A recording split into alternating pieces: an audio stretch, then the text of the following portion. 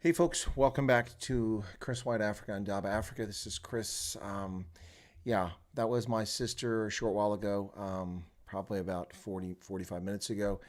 She called to let me know that she'd received a call from the hospice. My mother passed away about an hour ago. So August 1945 to December of 2020. I don't know why that's not showing up. Let me try to fix that, folks. I just thought I'd try to use a little bit of this time to pay a bit of a tribute to my mother. And I don't know why the color's not coming out there. Let me see if I can get that fixed really quickly. Color's not coming out right on that font. I don't know why. Let's try red and see what happens. That's still not coming out right. I just delete that thing, so I'll delete that. So anyway, folks, yeah. But anybody there? Nobody's there. Am I transmitting? I don't know. Anyway, I don't see anybody there. Nobody's commenting. Bullets for teeth. Condolences. Oh, thanks a lot. Appreciate it. For some reason, I'm not seeing any. Oh, that's his top chat. That's why, not live chat. Okay. Bullets for teeth. Well, thank you very much for that, Bullets for teeth. I appreciate that. That looks like a V for Vengeance mask you have on there. Respect. Love it. Love the V for Vengeance stuff. So let me see if I can do this again very quickly.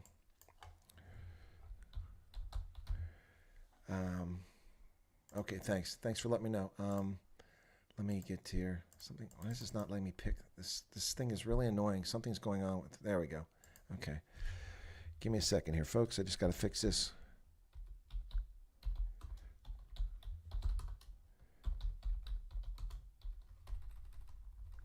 Sorry about this. This should have been done before I went on air, but didn't work out right.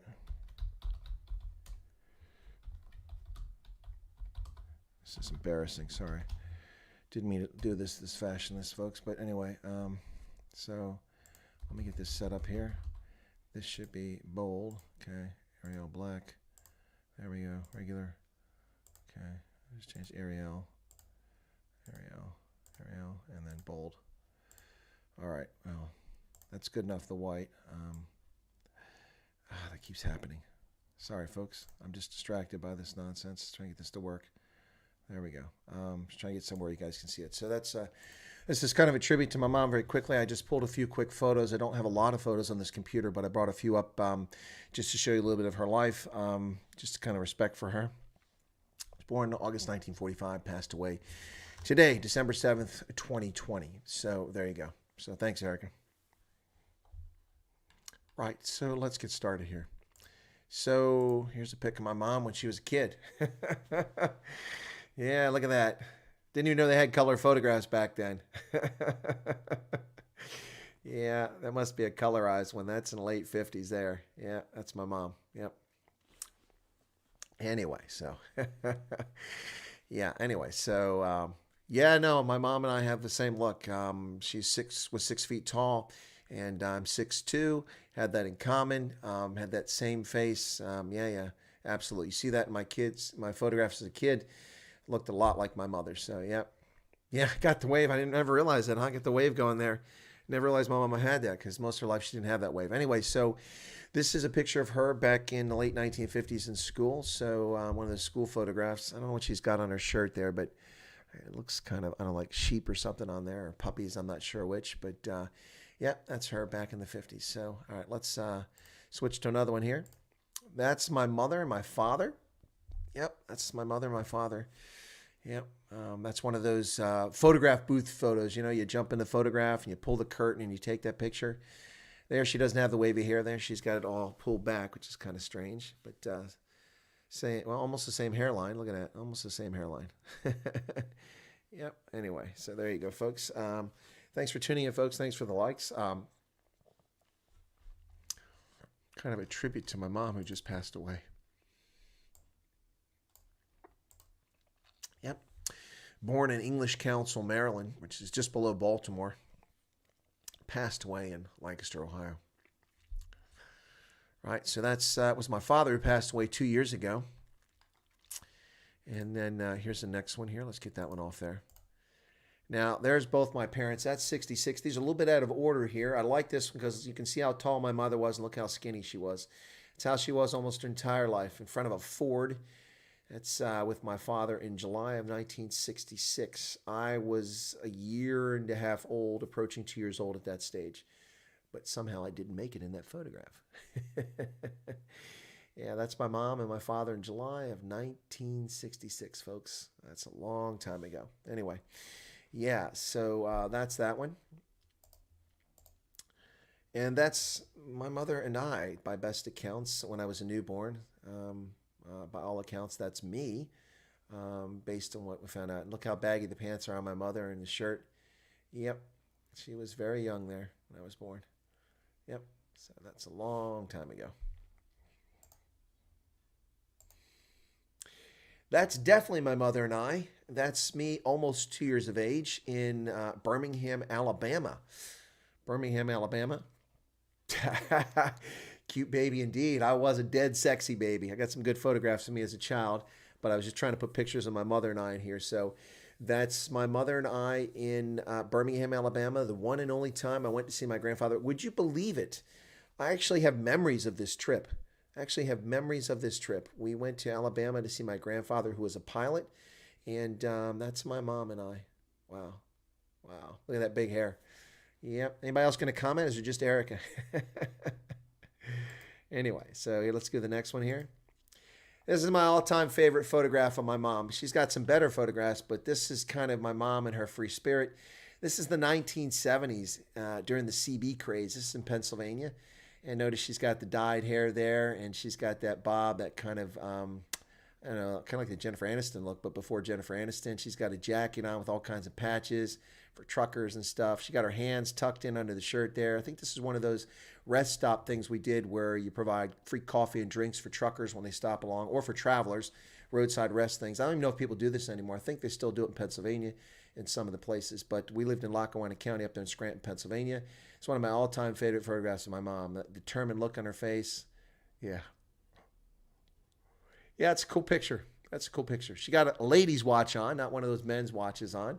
And you take a look at that. Look at those hips and look at those legs. She had a good build to her. My mother, her whole life, she was a good-looking woman.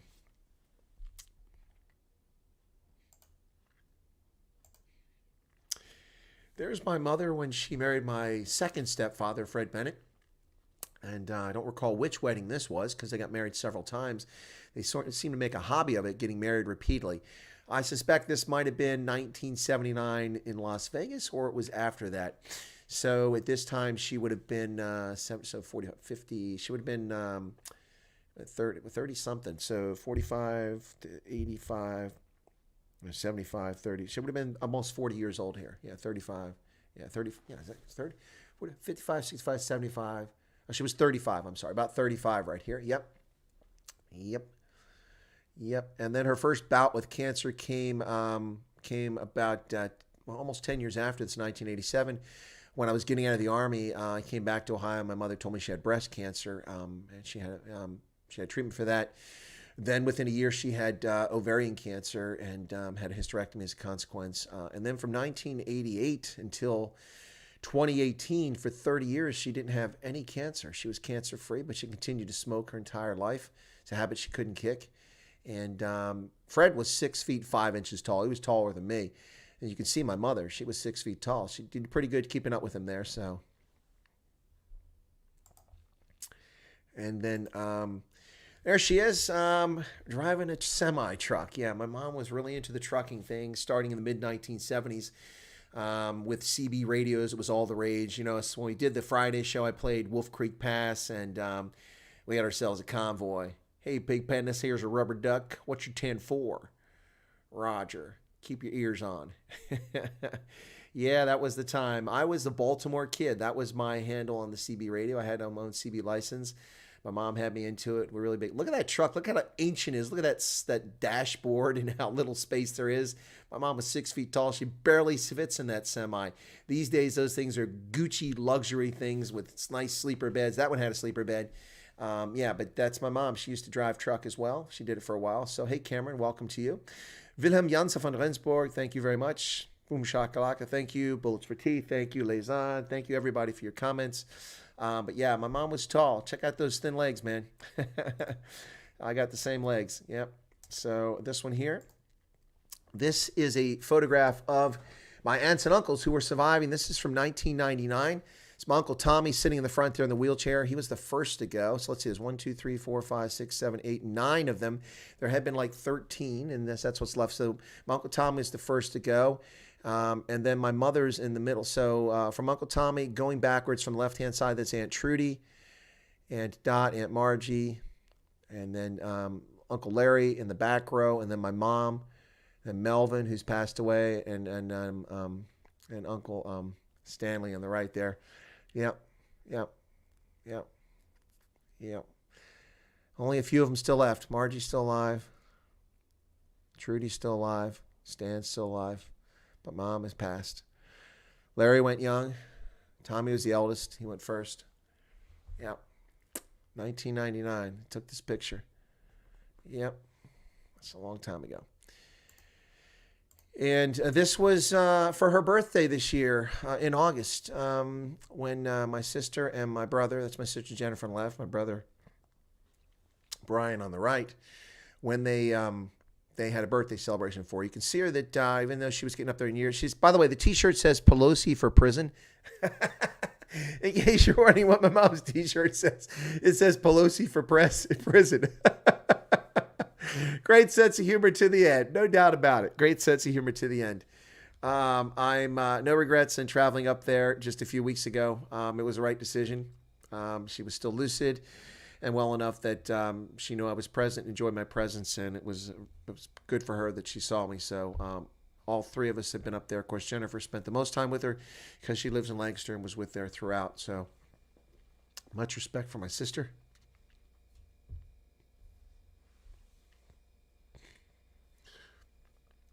You can see that's August. Here it is December. When it hit, it came quickly, and the end came. So she was suffering. So it's probably the best thing. Pelosi for prison. Yeah, bullets. She was. Yeah, absolutely. Great sense of humor. Hey, Hank. Appreciate it. And then this here. This is, I didn't take any pictures with my mom because she was really emaciated in the hospital. I have a photograph, but I'm not going to show that to the public. But this is last year. Went up there for Thanksgiving in November. Went before Thanksgiving to beat the snow and beat the rush. And that's me. My mom, who was already a bit short. You can see her bent in the knees there, but she looks about 3 or 4 inches shorter than me. It's because she's bent in the knees a little bit. That's my nephew and my sister, and that's her son. You can see he's taller than her. So he obviously got that from his grandmother. And then, so it's Jennifer, it's my mom, myself, and Denver. Yeah, there you go. So that was in Lancaster, Ohio last year, wearing a Columbus Blue Jackets sweatshirt there. And it was up in Columbus last year. So there you go. Good morning, Strong Together. Welcome here. Rodell, thank you so much.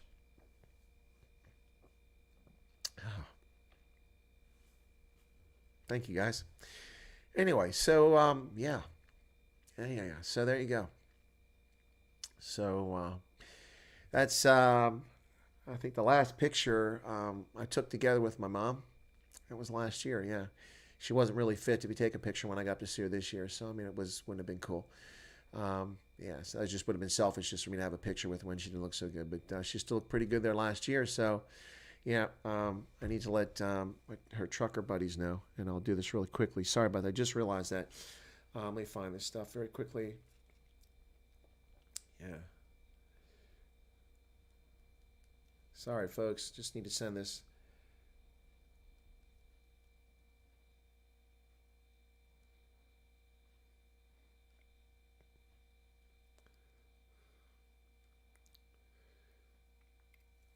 Anyway, so I just sent him a note. The trucking folks really like my mom, so they'll appreciate that. Anyway, yeah, so there you go. So let me take that one off. Yeah, folks, that's my mom from Maryland. Lived all over the country. She did not live a boring life, I'll tell you that.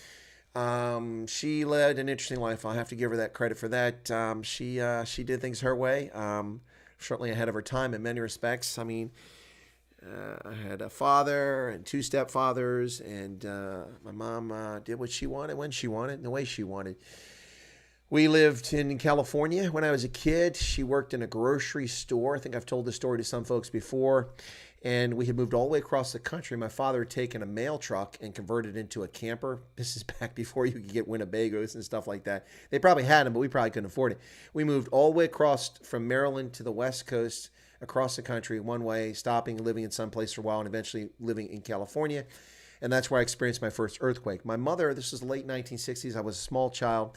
And my mother, she was working in a grocery store. And then one day the cops came and then to the grocery store and they interviewed all the employees. And my mother got interviewed and we left shortly after that. We moved away. And I was always curious about why they came and interviewed her. And it turns out that my mother worked for the LaBiancas. That's the couple that were murdered by the Charlie Manson clan. The LaBiancas. Remember, Sharon Tate was murdered, but also the LaBiancas were murdered too. Lino and his wife were murdered. They were grocery store owners, and my mom worked at that grocery store.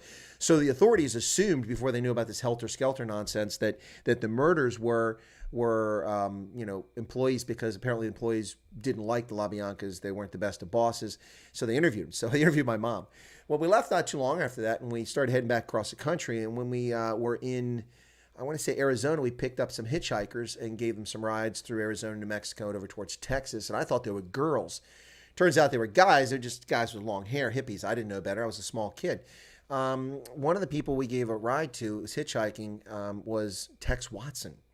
You ever heard of Tex Watson? Yeah, he was the one that was from Texas, and he was extradited back to California to face trial for the Manson murders. Yeah, so there you go.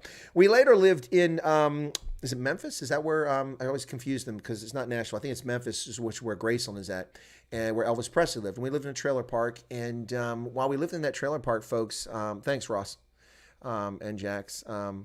Yeah, my mom was a Sinatra kind of chick, no doubt about it. She did it her way. She if she'd have known a Sinatra, she probably would have hooked up with him. But we moved to Memphis, and we were living in a trailer park then. And my father was doing contract work for Elvis Presley on Graceland. And so as a little kid, I got to run around Graceland. I met Elvis, and that's why it hit me so hard when Elvis died a few years later. And then my parents split for whatever reason. I don't know why. I was too small to remember. Disappeared. My father took off with us, and I didn't see my mother again for a while. Next time I saw my mother was some time after that. But my father got custody of us in a landmark court case in the early 1970s, in which a father got custody for one of the first times. Both my parents told lies about each other. They got family members to lie about the other one. And the judge decided that my father got custody, which was landmark. So I got custody of the three of us. I was the eldest, my sister, my brother. And then, sorry, I'm rubbing my neck because I've got this pain running up through here. Yeah, Elvis is still the king. He rocks, man. He rocks. My father got custody, and then one of the deals was he wasn't allowed to take us out of the state. But then my father, for whatever reason, decided to move us to Buffalo, New York. We moved to Buffalo, New York. My mother couldn't find us. She must have reported to the authorities.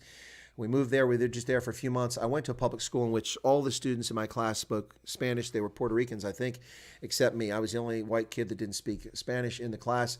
So during class, the teachers would speak Spanish, and then after class, during recess and breaks, everyone would speak Spanish. They wouldn't speak to me. So it's like, that's not cool.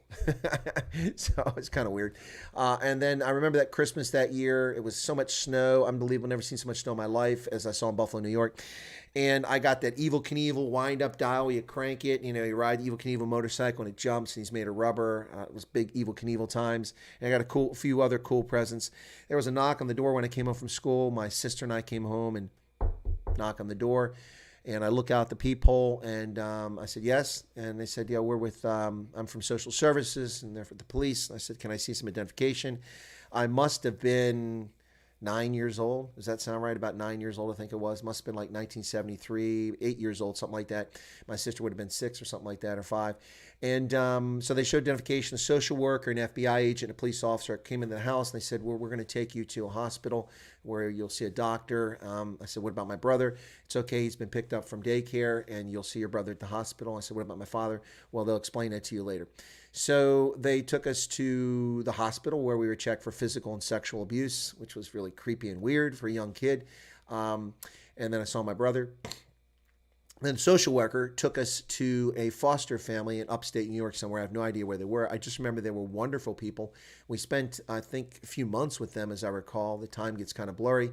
And then I got my first airplane ride. And my first airplane ride was from Buffalo, New York to National Airport, which is now Reagan National. That's the place where the Air Florida plane crashed. And so many years later. So we flew down, and that was back in the day when the airlines would give you those metal wings and they treated kids on a plane like you were kings. It was awesome.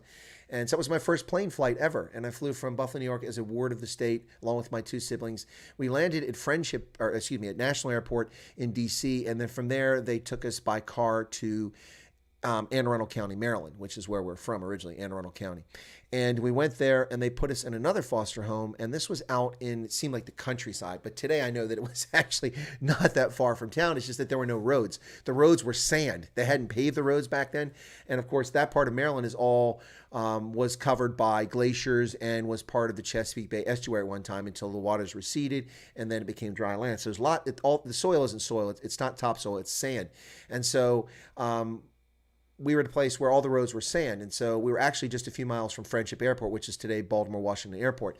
Thank you, Dolph Macopa. Thank you so much, Devald. Appreciate it, guys. So we were at this airport and and we were not too far from it. It seemed like so far because it took like a half hour to get anywhere, 45 minutes. But today I realized it's only about 5 miles away. It's just that there weren't any proper roads. So we were staying with this foster family this is clearly one of those foster families that took kids in just to get the money from the state. We ate bean soup every day. I'm not embellishing, folks. It was bean soup every day. The people paid no attention to us. We could have run loose in the woods, been eaten by wolves. They wouldn't have known about it. They wouldn't have cared. And then for the first time in several months, I saw my mom. My mom came to see us. She was allowed to visit us there several times. We saw her. She wasn't allowed to take us anywhere, but we saw her at that foster home. And she felt really bad that we were there. Then I was taken to Annapolis for the court case. This was the subsequent court case. I hadn't seen my father now in several months because of the foster homes, and I'd seen my mother, but just briefly after not seeing her for months. We were at the courthouse, and then my siblings weren't there because they were too young. I was supposed to testify as to what I knew. My uncles and aunts, many of them showed up for the court case. They were in the courtroom. I didn't see that because when I was brought in, I sat outside. The judge determined that the court case was too salacious and that I would not testify. I didn't know that, but I was there to testify, to be asked to answer his questions. So that's the court case in which I was sitting in the hallway. And you talk about insensitive to a child. I see my father being brought down the hallway in a prison jumpsuit with ankles, braces, and handcuffs, and he's shuffling down the hallway. It's the first time I've seen my father in months, and he's being brought in like a criminal because he kidnapped us. But of course, they don't tell you that, and all you see is an image of your father, as a prisoner. And so that wasn't too cool. And so we went into the court. They held the case. I don't know. I was never in the courtroom. My uncle and others told me what was said. But one of my uncles, Larry, who was a cab driver and had a stable life at that time, he didn't have a very stable life altogether. You saw him in the picture there earlier. But Larry, in that case, had a stable time. He was married by Aunt Pat, whom I just saw recently. She lives down the Eastern Shore. She's still a treasure. Anyway, she's an Italian lady. But he was married to Pat, and they had a daughter named Lori, who's my cousin, who I saw for the first time in decades just last year. It was brilliant to see her as well. She's down there in the Eastern Shore as well. And my uncle, they were going to award us to the state. The judge was about to make a decision. He said he's going to put us in care, and they were going to separate all three of us. That's a death sentence for sibling unity, is when the state divides children and puts them in different foster care, and you don't see your brothers and sisters.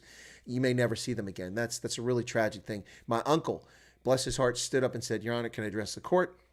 And he said, "Yep." He said, "Listen, my name is Larry Golden, and I'm Margaret's, my mother's maiden name her name is Margaret, but she went by Arline. I'm Margaret's brother. I'm employed. I'm a cab driver. I have a steady income, and I have a large house in Pasadena. My wife is here with me. We have a daughter, their cousin, and I can take all three of those children and I can foster them if you'll allow that to happen."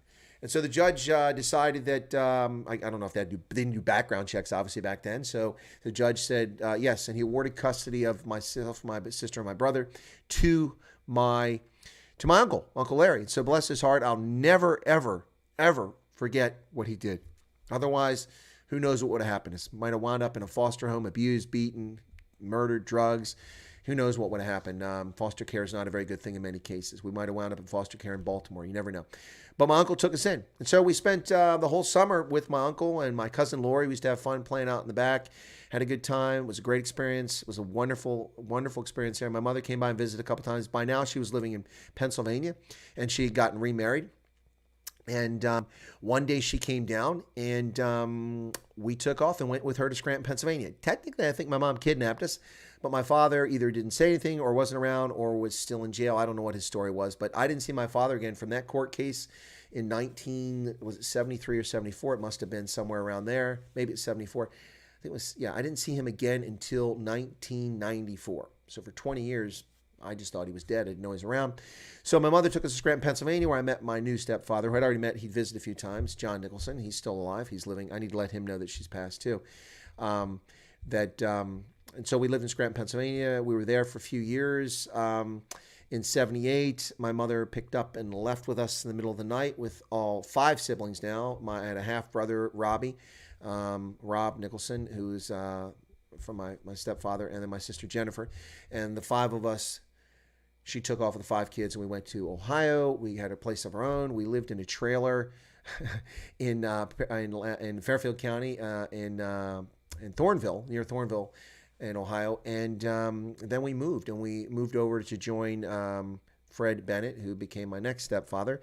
But we were living in this trailer, and we moved out of there, and less than a week later, a week after we moved out, a tornado came through, and it hit the spot in the field where this and like 3 or 4 other trailers were. It picked them up, and it threw them like a mile away, 1.6 kilometers, and they were all torn in pieces. Nobody was living in any of them. They were all empty.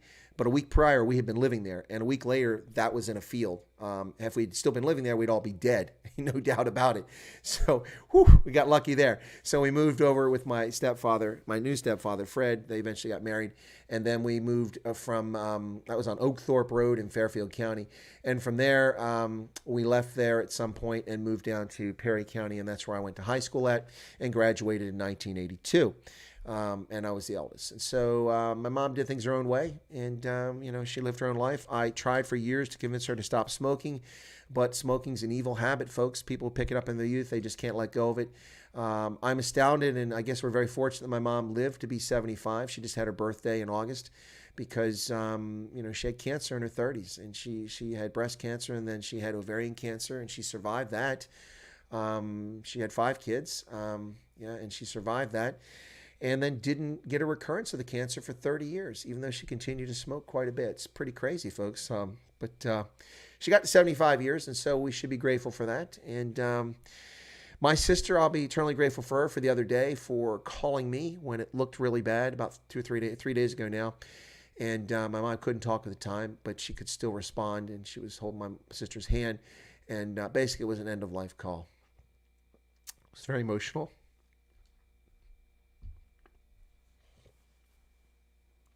Was difficult, but anyway, so so I thanked her for my life. Whatever you think of your parents, folks, if they hadn't been knocking boots, you wouldn't be here. Think about that. And if they hadn't been knocking boots, wherever they were at whatever time they were doing it, you wouldn't be here. When that sperm met that egg, that was that moment in time, and you're the consequence of it. Right or wrong, good or bad, that's how you got created. And that's why you're on this planet. So if you enjoy your existence for even a microsecond of your life on this planet, you should thank the 2 people who got together and did whatever it is they did their business, and you're here as a consequence of it. So I thank my mother for my life. I thank her for bringing me into this world. I thank her for taking care of me as best she could. Wasn't always enough, but she did her best. Anyway, so there you go. Well, folks, thanks for all the very kind words here. Thank you. It is sad. Yeah, but my mom was suffering. She was suffering there at the end. So, yeah, really suffering. Well, let me run through the photographs once again, because a lot of people tune in after the fact, folks. If you're just tuning in, sorry for being a little bit emotional. This is a tribute to my mom, who passed away just over an hour ago. So I apologize. I don't have a lot of photographs on this computer because it's my newest computer. I have more photographs on another one, so I rushed to put this together after my sister told me she had passed. So I'm just going to run through some photographs, and if you've seen these already, my apologies. Don't run off. It's still interesting. So here you go, folks. That's my mom when she was young in high school. And just like me, she always looked a lot younger than her age, I mean, take away the beard, folks. I don't look this old. Yeah, so that's my mom in high school. Yeah. She had that curly hair, as Erica waved. I mean, I didn't realize that until just now. My whole life, 55 years, never realized that she had that curly hair too, because she's mostly had straight hair most of my life. So Anyway, so that was my mom in high school. That's my mother and my father before I was born, if I'm not mistaken. That's in one of those photo booths. You know, you go up and you shut the curtain, you drop a quarter or a buck or whatever in, you take a photo. Yeah, that's my mother and my father. Yeah, my mom, she had a good look about her. Yep, kind of that girl look from back in the 60s. That's my parents in July 1966. This one's a little bit out of sequence, folks. Thank you, Donna. Elizabeth, thank you so much. Nigel, thank you. So this is, look at that. My mom was tall. She was 6 feet tall, folks. I'm 6'2". So fortunately, I was taller than my mom, but she was tall. And that's her in 1966. Look at how slender and skinny, what a twig she was. And that's my father. Father wasn't all that tall. My mother is leaning on the car. My father is pretty much standing up straight. And of course, he has a damn cigarette in his hand. My father smoked cigarettes for years too. He lived to 84, so he got more years out of his life than my mom did. But he smoked up until about the age of 60 when he finally quit. But my mom continued to smoke her entire life. So, yeah, thanks, Rose. Thank you very much. Wow. Yeah, long legs, Elizabeth. And I've got those long legs. Same here. It's rough on a flight, folks. It's rough on a flight. Mom had long legs. So there's my mother with me, ladies and gentlemen. There you go. There's a sneak peek of Chris as a young child. At least that's what I've always been told this photograph is. It's not dated. Looking at my mom's build and her stature there, it would seem to make the case that in fact is me. Yep. Garrett says that's all one could ask for. It doesn't have to be perfect. Parent just needs to be there, willing to love you and take notice and support you. Yep, she always did love. She always did love. Wasn't always there, but did love, and that's what matters. Yeah, Jax, my mom does remind people of Twiggy. That's just reminding me of a lot of my life, folks. And so there's my mom and I. There I am making an appearance in a onesie, it looks like, in November of 1966 in Birmingham, Alabama. We went to visit my paternal grandfather, Owen Truman Wyatt. The only time I ever met him. He had his own aircraft, folks, and I remember that. I remember flying. I wasn't even 2 years old. How do you remember something like that? I don't remember anything else except this trip from that stage of my life. Yeah, it was pretty wild. Look at the big hair there. She's got big hair. Sometimes my mom had red hair, blonde hair. She liked to dye her hair. And this is my favorite all-time photo. That's not the best. This is a scan of it because I didn't have the original, so I scanned this. But that's my mom in the 1970s. That's probably about 1976 or 77. So she's in her about 30 years old there, I'd say. Yeah, 30 years old, yeah. I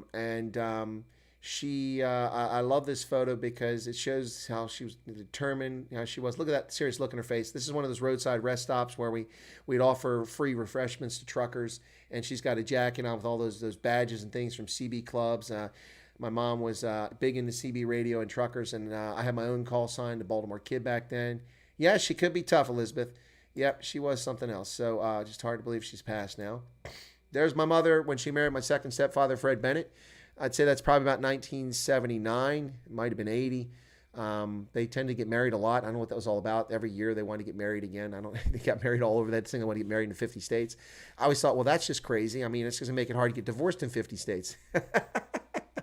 But yeah, that's my mom. Look at that tiny waist. Yeah, but at this stage, she had 5 kids already. Look at that tiny waist. Real Susie Quattro look. Yeah, that's a good point, Keith. I hadn't thought about that. Yep. Thank you, Martin. I appreciate that. Thank you all for tuning in, folks. Just trying to do a tribute for my mom, something to be a kind of a lasting legacy. I'll download this video later on. Yeah, so here she is driving a truck.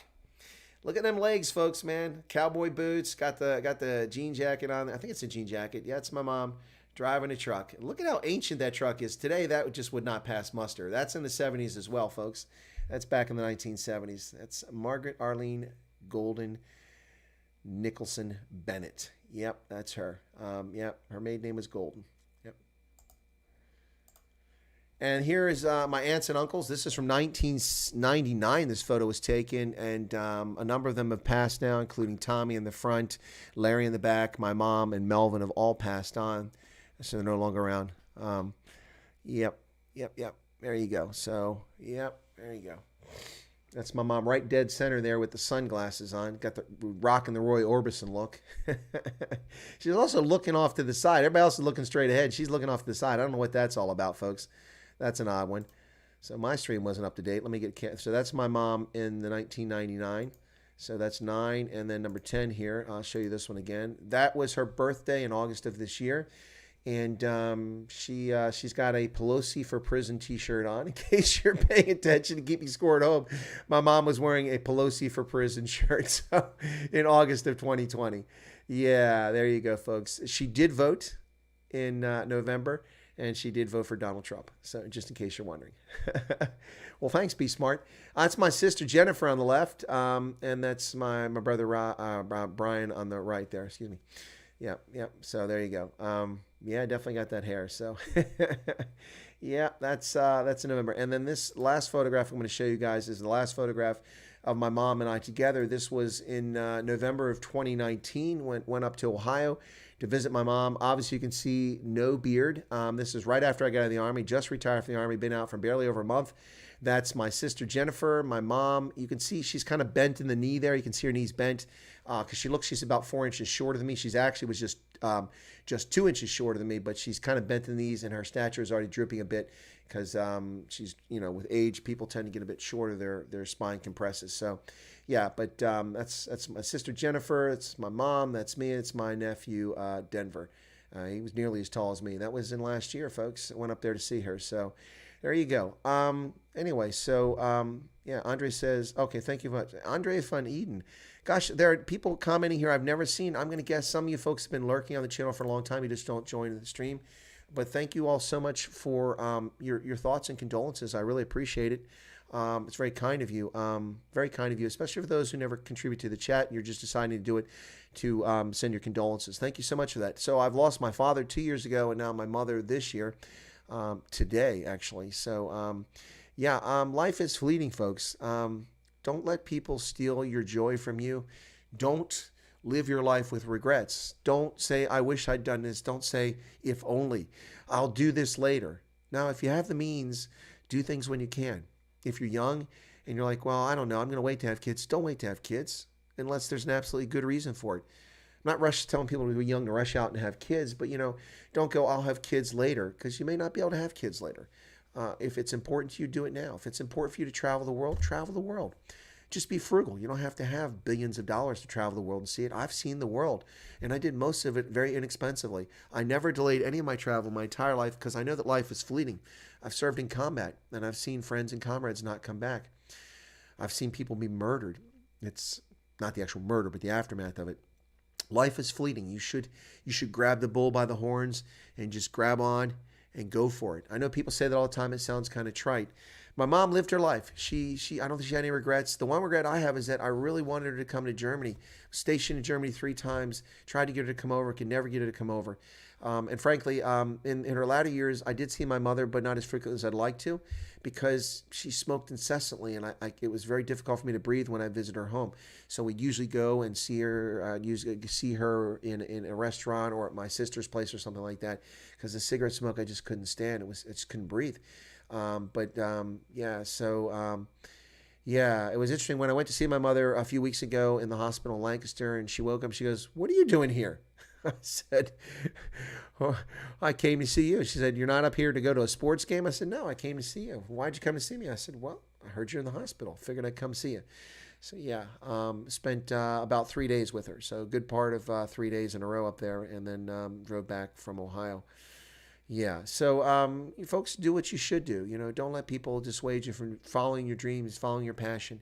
A friend of mine in the Army back in the 1990s told me he was getting out of the Army as a captain to go walk across America. Everyone else said he was crazy. I said, "No, man." I said, "You do what you want to do." I mean, unless you're Shirley MacLaine or a Buddhist that believes in reincarnation, as far as I know, you get one shot at this life. And if you don't enjoy it, you don't make the most of it. If you're miserable doing something, then that's unfortunate. You're wasting your life. We live in a country in which you don't have to settle. You can dream, you can aspire, you can do other things. And so my friend got out and he decided to walk across America. He went to Georgia and he started walking across Georgia, and he did it for a few days. And he's like, "This sucks." So he gave up on his plan. When people found out that he gave up, they said, "See, I told you it was stupid." And I said, "No, man, you wanted to do it. You gave it a shot. You decided it wasn't for you, and it didn't work. That's your call." And last time I talked to him, he's working for the CIA. He did all kinds of things. He went to Chile for a year and learned Spanish because he had relatives in Chile. He's been living his life. He got married later in life. He's got kids. He's enjoying his life, and he's doing the things he wanted to do, and never saying no for the things he wanted to do. And that's what people should do. I have never not gone to a place I wanted to go in life. I wanted to go to Iceland before I was 40. I pulled it off. I wanted to go to New Zealand. I finally got there. It took a while, but I finally got to New Zealand. I have been everywhere I really want to go and see in this world, except perhaps Australia, Alaska, and I would say the only other place that really interests me is Argentina or Chile. And you should do it. I've been to sporting events the world over. I've learned 6 languages, including my mother tongue. I'm not boasting, folks. I'm just saying that I've done all this and I'm not a wealthy man. I did that inexpensively. I traveled the country carrying my microwave with me to cook meals in hotels, finding bargain hotels. I've relied on coolers to put lunch meat in and bought bread to make sandwiches as I went along trips. I've gone without things and stayed in inexpensive places just to it. And when I had more resources, I stayed in nicer places. And I could go back to places. But I could never imagine waiting until I was 65 to decide to go climb Kilimanjaro. I did that earlier when I could still do it. In fact, I climbed Kilimanjaro. I didn't get to the top because I couldn't, because I just had surgery. I just had gallbladder surgery. The only time in my life I've ever been to the hospital, they removed my gallbladder after a flight from South Africa, and I was supposed to go to Tanzania, and I got to Tanzania, and now I had stitches and was recovering from surgery, and I was advised by my doctor not to climb Kilimanjaro because of oxygen and the altitude and all that. So what I did is I went to the park at the base, and I walked and hiked a few kilometers up the mountain at the lower altitudes and did what I could do, which was safe. And so I can say I've climbed Kilimanjaro. I've never gone to the summit, but I have climbed Kilimanjaro. Do those things when you can, folks. Life will pass you by otherwise. Would you be a wonderful travel buddy? Oh, you would be. Well, thank you, Dolce Vita. I think I'm a great travel buddy. People who've traveled with me say I'm pretty good. I have a great sense of history and geography. I pick the right places to go that are of interest, that people find interesting. I think I make a great tour guide, and I can do it in places I've never been just because I'm accustomed to what, finding the right things to do. So, well, thank you, Stevie. Appreciate the condolences. Jack says, agreed. Always create wonderful memories, Chris. One of the few things no one can ever. Yeah, that's right. They can take money away from you in taxes. They can try expropriation without compensation and take what belongs to you, but they cannot take your memories.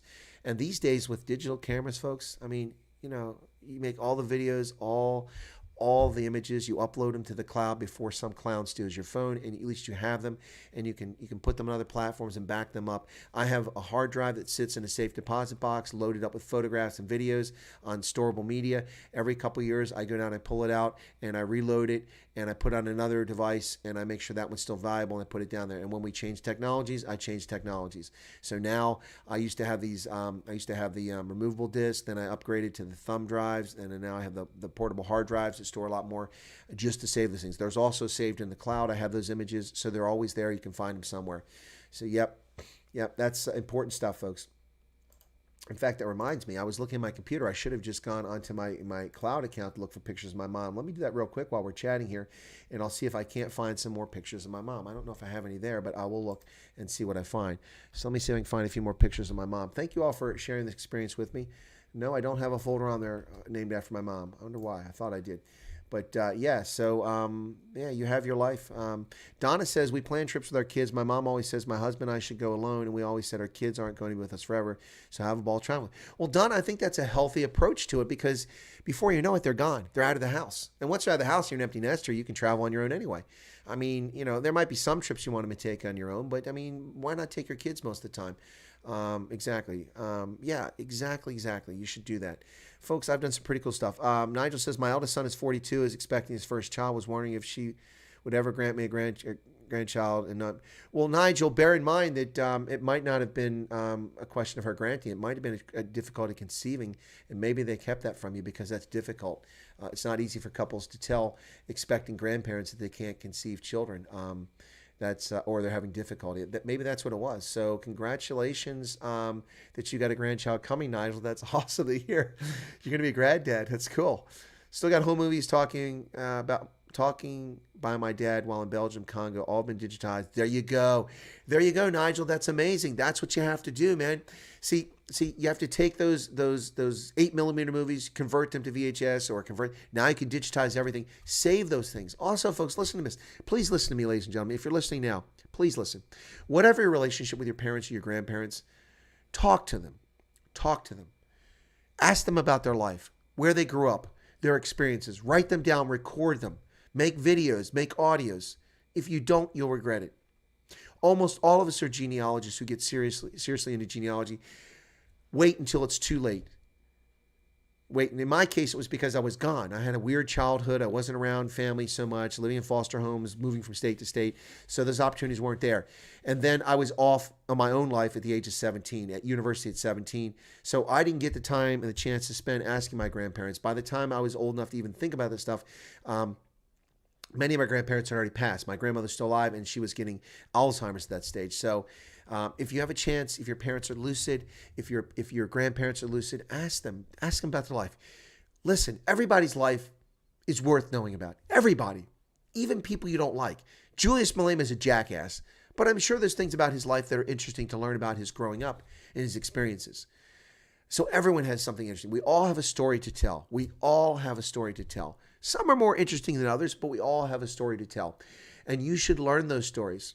You should learn those stories. The thing I really wish I'd been able to learn from my grandmother is about her childhood, growing up in the poverty she grew up in, living in Baltimore, and the situations she went through growing up, my grandmother. But I never had that chance. If you have that chance, do it. Please do that. Well, thank you, Chris Abramzee. I appreciate that. It's very kind of you. La Dolce Vita. Never forget when Arline joined our live stream early in the year. Yeah, wasn't that cool? That's right, she did. She did. Oh, gosh, which one was that now? I don't remember which one that was. If anybody remembers when she came in, let me know. Let me know. I know that that we did the trucker show together. That was pretty cool. Yep. Elizabeth says, my cousin in the U.S. did a family tree, and we could find out very interesting and weird things. Yeah, very interesting. You can learn weird things about genealogy, folks. I mean, I've told the story before about my great-grandfather, about how he never divorced my great-grandmother on my paternal side.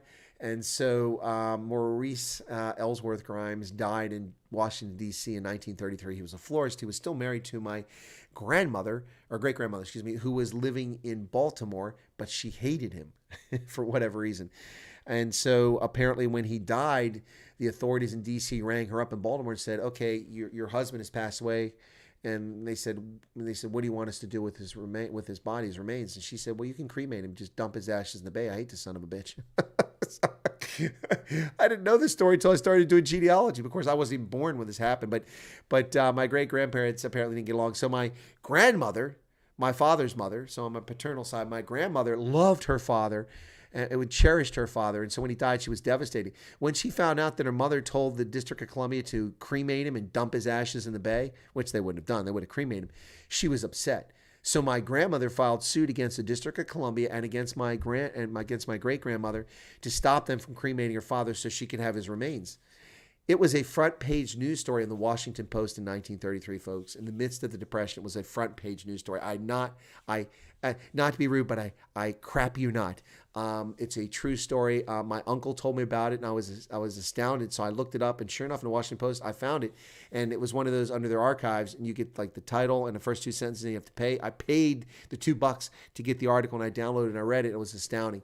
And then was another story. It went on for about 6 weeks. They kept my great-grandfather on a block of ice in the morgue in Washington, D.C. Eventually, my grandmother won the case. She took her father to Frederick County, Maryland. She buried him. I didn't know the story. I'd been to the graveyard there in Ladiesburg, to the church many times, and I'd seen his gravestone, and I didn't know the story behind it. Had it not been for my grandmother, there would be no gravesite there, and he would not be buried in the ground there. So, yeah, Erica, lots of skeletons in the cupboard. Interesting to find those things out. Julia says, so sorry. Thank you so much.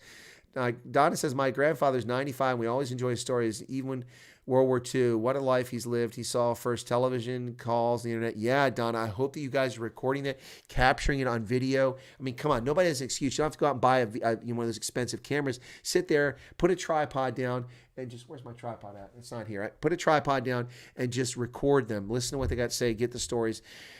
future generations will appreciate what you did, and you'll appreciate what you did capturing the stories. I'm so glad that your grandfather's still around 95. All my grandparents are long past, they would be past, this stage, they'd all be past 95. Good Lord. Yeah, my grandma was born 1920, so she would have been 100 if she were alive today. Yep, and then other grandparents born before that and around that time, so they've all passed. And now both my parents have passed. One of my stepfathers is gone, but my other stepfather's still alive, so he's still out there. He lives in New Jersey. That's John Nicholson. He's a good guy. So I've seen him a few times in past years. I need to let him know that my mother passed as well, but I'm sure that perhaps my brother already found out. So anyway, yeah, folks, you got to grab life by the horns. You just got to do what you got to do there. Lazan says both sets of grandparents died before I was born, except my dad's father, who died taking me to the park when I was 4. Oh my goodness. And at 35, I've lost both my parents as well. Luckily, I asked a lot of questions. Well, good for you, Lazan. Yeah, but you guys are building your own life now, so you'll build some memories. And if you're going to have kids, I don't know if you do or if you're going to, but then that's something you can pass on. Nigel said, an American lady about 4 years ago phoned me and had found my half-brother and sister who live in Australia, made contact with them. One day I'll share the story with you on Zoom because of family. That'd be awesome, Nigel. We could do a family stream sometime on the channel. Just listened to Huckabee, both his interview with his daughter about her book. She was Trump's press secretary interview with a focus on the family, heartwarming father-daughter. Yeah, no, Mike Huckabee is quite a great guy. You know, he's a priest. He's a priest. He's a preacher and former governor of Arkansas, ran for president.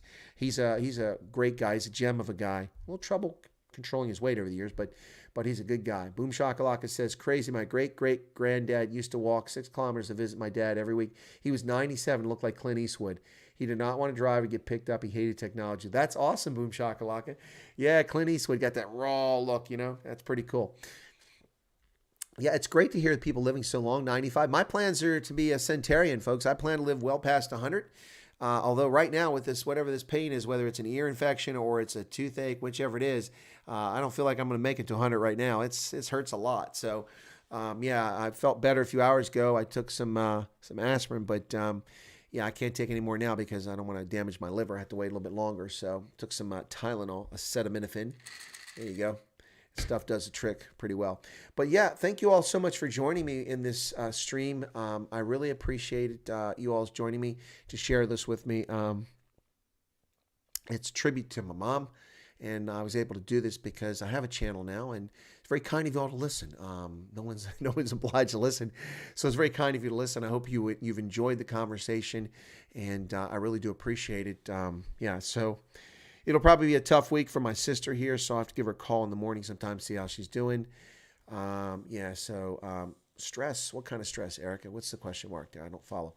Yeah, so it'll be tough for my sister. It's really been hard on her. She's the youngest. I say the youngest, but so she's 42 now. So Spirit of 76. I love that username. That's right. We are fans of liberty here on Chris Wyatt Africa. Anyway, so yeah, it does take a while. But yeah. So anyway. Yeah, it's and by the way, so I got a nasty comment by somebody on my Botswana Namibia video again. I answered some of those last night, found it very irritating, so I responded.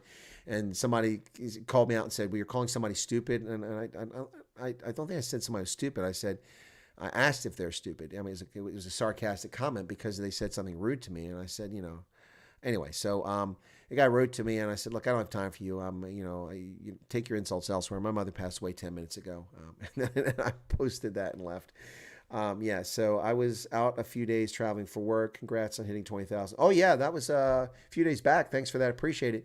Yeah, 20,000. By the way, also hit 100,000 views for a video. I've had 100,000 views previously on a live stream. That was the Senate call. I've had 140,000 views on that. But the SEAL Team 6 video I did on October 31st hit 100,000 views last night. Now it's at 105,000 and climbing. A lot of people have tuned into that. So this is my first prepared video that hit 100,000. So we've hit 20,000 subscribers, 250 paying members. We've hit 100,000 on a prepared video, almost 150,000 on a live stream. Pretty cool stuff, folks. And the peak we've had is 5,700 on a concurrent views. But I really appreciate it, but we got a long ways to go. I've been in touch with Creado, folks. I told you guys about that. The president of Creado got back with me. Let me read a little bit of that message to you guys. Justianza says, thank you, Just, for those comments. But let me read this real quick to you guys, folks. This is awesome. I got this email earlier. Let me find this thing. It was earlier in the day. Let me go back and find it. He sent this to me. Here it is. He says, I won't read all of it to you because some of it's private. He said, thank you for reaching out. You're still at the top of our list, man. Since we last spoke, we never anticipated the China virus would shut down all funding for 9 months. And he said, so they've been readjusting their plan on when they're going to live, the funding they're getting in place. And they said that Hollywood's almost completely closed. The music industry is closed down, but things are showing signs of life now. And we feel we get some momentum happening sometime in the next week. He said, thank you for reaching out. Let's stay in touch over the next month, and I'll keep you abreast. Merry Christmas to you as well. So that was really kind of him. So Creado is still online, folks, and he asked me he thanked me for re-engaging with them. Let's see. He said one other thing here. Let me see. He said, oh, yeah, okay, yeah. So anyway, so that was from the Creado president. So they've still got me on the list, so I haven't been forgotten about there. I was just concerned maybe I've been forgotten about. So that's pretty cool that they reached back out to me. So that's an alternative network that's coming up, folks, and it's sponsored by conservatives and funded by conservatives. So it will not be censoring people's content. I don't mean disrespectful. Who is Margaret? Oh, you're not disrespectful at all, Kane. You're not disrespectful at all. That's a fair question.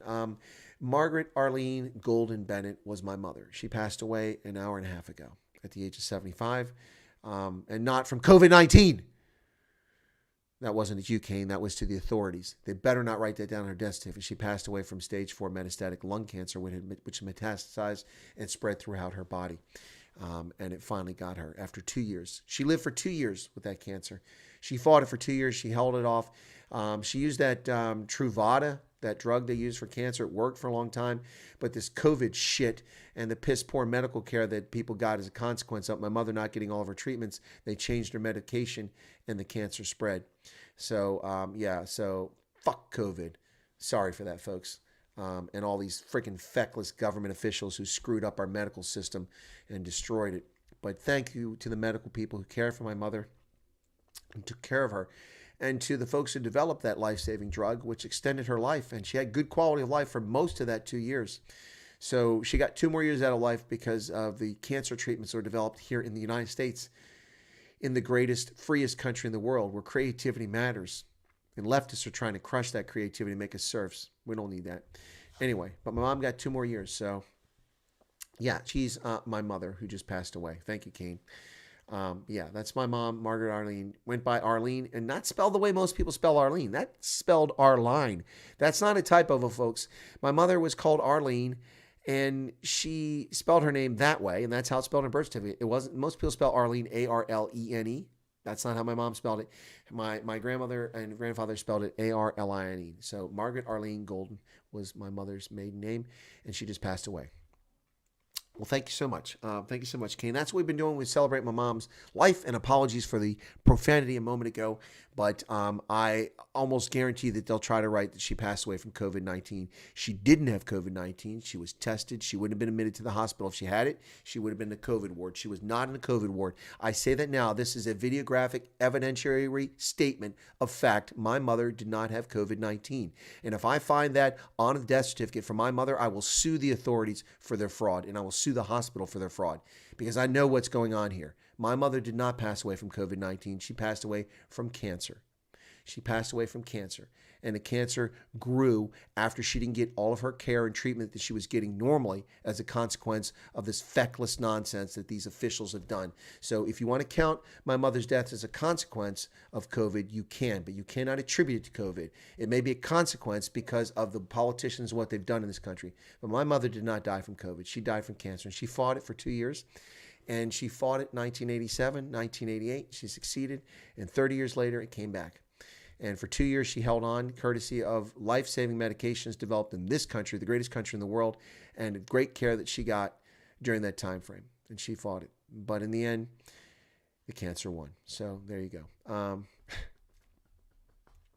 Yeah, thanks, Donna. It is. But I mean, I don't like using that word. It can be juvenile, but I just think it kind of shares the sentiment, folks.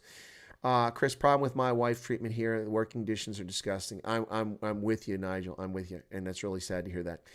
Anyway, folks, look, I don't want to drag it out and keep you all here. This isn't a pity party, and it wasn't meant to draw sympathy. That's not what this is about. You guys are like a family, and actually, there is family here. My sister was watching the stream earlier. So my sister Jennifer couldn't sleep. She didn't know why she couldn't sleep. She got up. She saw my stream was on. She was watching the stream earlier when I was broadcasting, and that's why she tried to call and let me know that my mother had passed because they called her in the middle of the stream. So when I say you guys are family, yeah, I have family that actually watched the stream. My mom was a devoted watcher. I guess I lose a subscriber there, YouTube.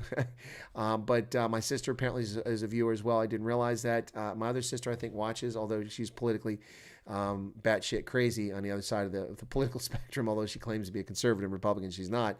And that's fine. She's entitled to that. But she apparently does watch the stream too. So, yeah. So, anyway, I just wanted to say, yeah. My mom born 47, so every day is a blessing when she answers the phone. You got it, Steve. You got it. So 2 years younger than my mom. She's 73 there. So yeah, it is. But anyway, so I want to thank you all so much for tuning in. That's what this was, just a tribute to my mom. She just passed. So I just want to do this. I figured I could hold it together. I think I've done a pretty good job holding it together. Obviously a little bit of emotion in my voice at this stage, but I did want to share with you all and let you know about it. Hey, Peter Crutchley, good to see you there. Just want to share with you all so you knew about it. And thank you all. So it was just a tribute. So anyway, appreciate it, guys. I'm going to close out the video here, and I'm just going to put that picture of my mom back up for a moment or two before I shut it down. So thanks a lot. I appreciate all your kind comments. I'll be back on the channel later today. I have a members perk stream in the evening where members only can chat, and I'll have an earlier stream. So thank you all. Hey, Carrie Funskalvik. Thank you so much. I lost my mom in November 2008, colon cancer. Oof. Wow. You never get over it. It's tough. Yeah. Well, thank you so much for that, for sharing that, Carrie. I appreciate it. And folks, that's it. I'm going to close out here. It's an hour. I think that's a fitting tribute to my mom. She lived her life her way, including her cigarettes. She just wouldn't give them up. I remember telling her when I came back from Africa 5 years ago, I said, Mom, please stop. If you don't stop, you're going to be gone one day, and it's going to be because of the cigarettes or cancer, and we don't want to see that happen. She said, I'll stop. I'll try. But she never did. She tried at times, but never did. So anyway, but thank you, folks. Thank you for tuning in. God bless. Margaret, Arline, Bennett, August 1945 to December 2020.